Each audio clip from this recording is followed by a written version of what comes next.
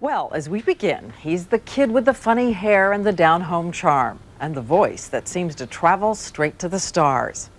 Clay Aiken, in fact, came in second in the last American Idol contest, but leapt to first place in the imagination of his viewers, and now has a brand new CD out called Measure of a Man. But until now, no one has known the story behind that winning smile. Tragedy, heartbreak, and a young man's determination to keep singing his own song.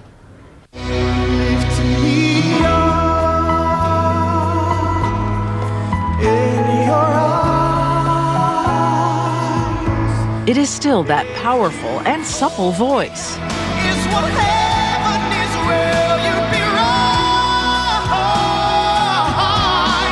Coming from the least likely source.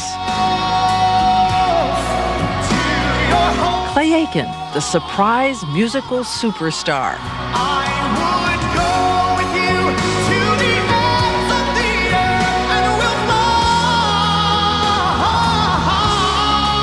Who inside is still just a goofy kid from Raleigh, North Carolina, hearing his song on the radio for the first time. Oh, it's me! I've never heard this song on the radio before.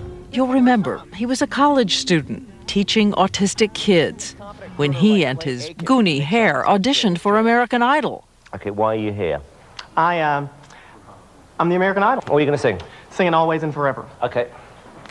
Take time to tell me. By the time it was over, he was what you might call the Seabiscuit of showbiz. Moving one step closer to becoming the American Idol, a contestant by the name of Clay Aiken.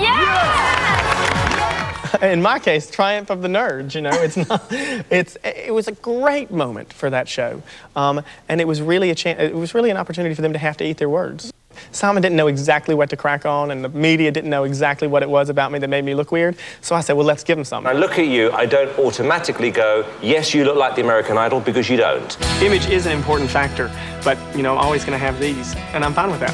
People call me jug-eared, and, you know, it worked. Simon really, sometimes he's saying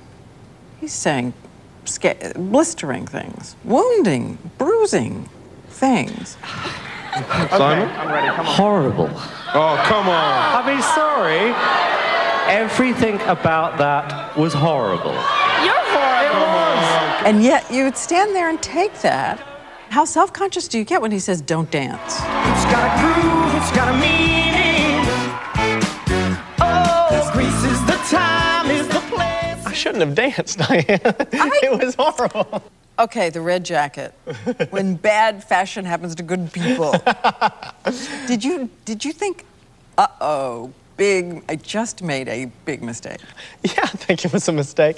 I think the hip shake was a bigger mistake than the jacket was. I think the red jacket made people think, and the hip shake made people go, wah! So. That was then, this is now. Rolling Stone put him on the cover of the magazine even before he had an album out. I'm signing my picture on Rolling Stone. How crazy is that? And he made history another way. The first cover performer ever to wear a bracelet saying, "What would Jesus do?" A gift from one of his students. It was the first gift I got during a show. And I've put it on that night and haven't taken it off because it really is something that I need. I mean, and life in Raleigh is a lot easier to deal with and a lot easier to cope with. But in LA, it's a little different. Just as long as she's in my arms, it's gonna be a perfect day.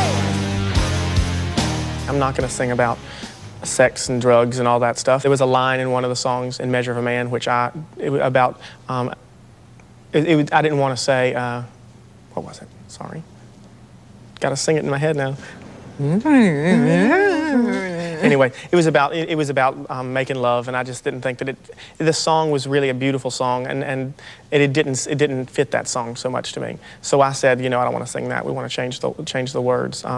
Will he always love you instead of will he make love to you? You never lost a love? I don't know that I've ever been in love, so that doesn't bother me at all. I don't necessarily fall quickly. I'm okay with how I look and who I am, but I'm not confident enough to go after somebody and have her reject me or that type of thing. I'm kind of shy when it comes to big social situations. In Rolling Stone, he hinted he's a virgin and denied what's asked him over and over again. Is he gay? He says no. Somebody asked it right after the finale of the show in the press conference with Ruben and I. I think the problem is people don't know what to do with me. They don't know anything about me. I'm not completely blind and stupid. I've got a Southern accent, which people say is All Southern people are gay. well, not, and English people too. Oh, well, Yeah. that, I mean. I have some very effeminate qualities, you know. I try to make sure I'm clean.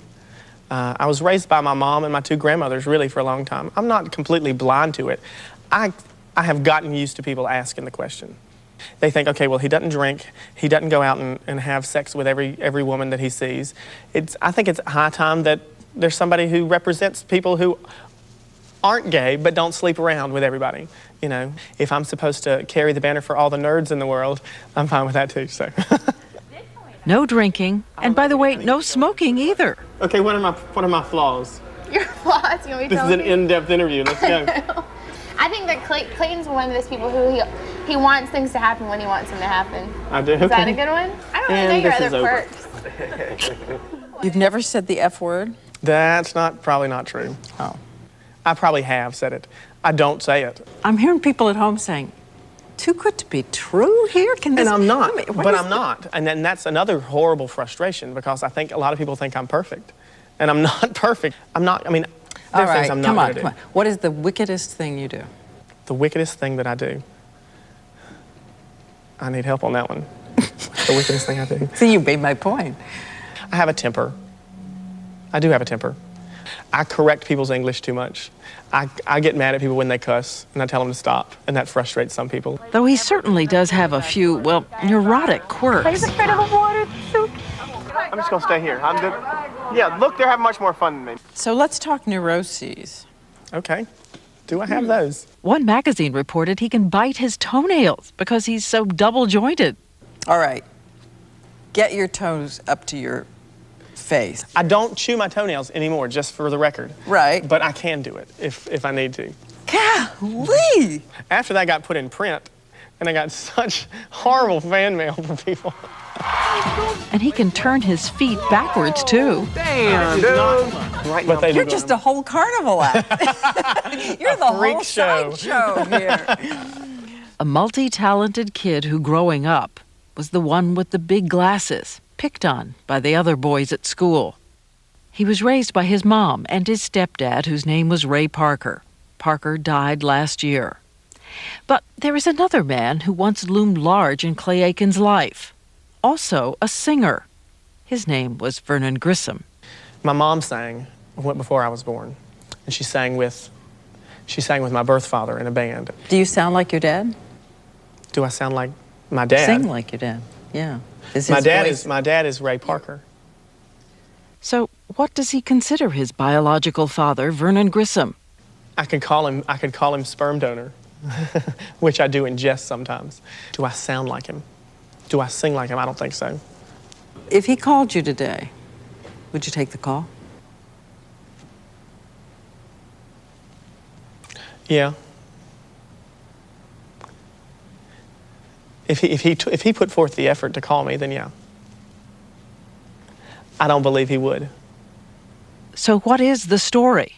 The secret behind the celebrity when we come back.